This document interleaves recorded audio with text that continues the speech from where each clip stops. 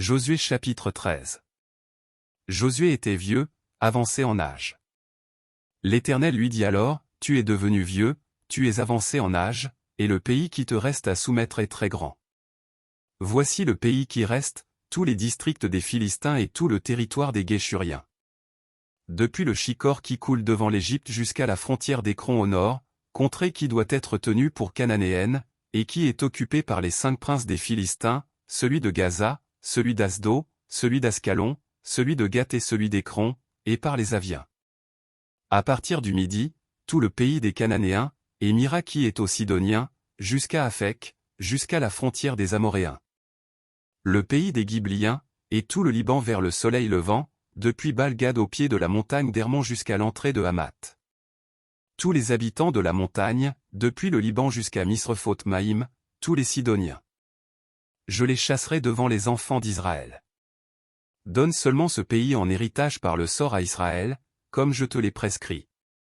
Et divise maintenant ce pays par portions entre les 9 tribus et la demi-tribu de Manassé. Les Rubénites et les Gadites, avec l'autre moitié de la tribu de Manassé, ont reçu leur héritage, que Moïse leur a donné de l'autre côté du Jourdain, à l'Orient, comme le leur a donné Moïse, serviteur de l'Éternel.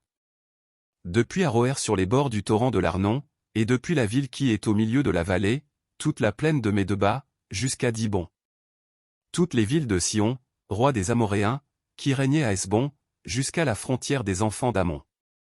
Galad, le territoire des Guéshuriens et des Makathiens, toute la montagne d'Hermon, et tout Basan, jusqu'à Salca.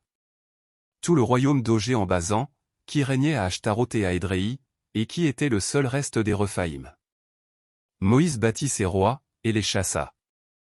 Mais les enfants d'Israël ne chassèrent point les Guéshuriens et les Makathiens, qui ont habité au milieu d'Israël jusqu'à ce jour. La tribu de Lévi fut la seule à laquelle Moïse ne donna point d'héritage, les sacrifices consumés par le feu devant l'Éternel, le Dieu d'Israël, tel fut son héritage, comme il le lui avait dit. Moïse avait donné à la tribu des fils de Ruben une part selon leur famille. Ils eurent pour territoire, à partir d'Aroër sur les bords du torrent d'Arnon, et de la ville qui est au milieu de la vallée, toute la plaine près de Médeba. Hesbon et toutes ses villes dans la plaine, Dibon, Bamoth-Baal, Beth-Baal-Méon.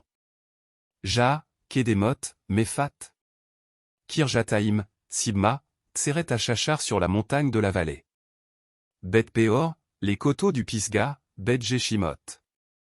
Toutes les villes de la plaine, et tout le royaume de Sion, roi des Amoréens, qui régnait à Hesbon, Moïse l'avait battu, lui et les princes de Madian, Évi, Rékem, Tsur, Hur et Réba, princes qui relevaient de Sion et qui habitaient dans le pays.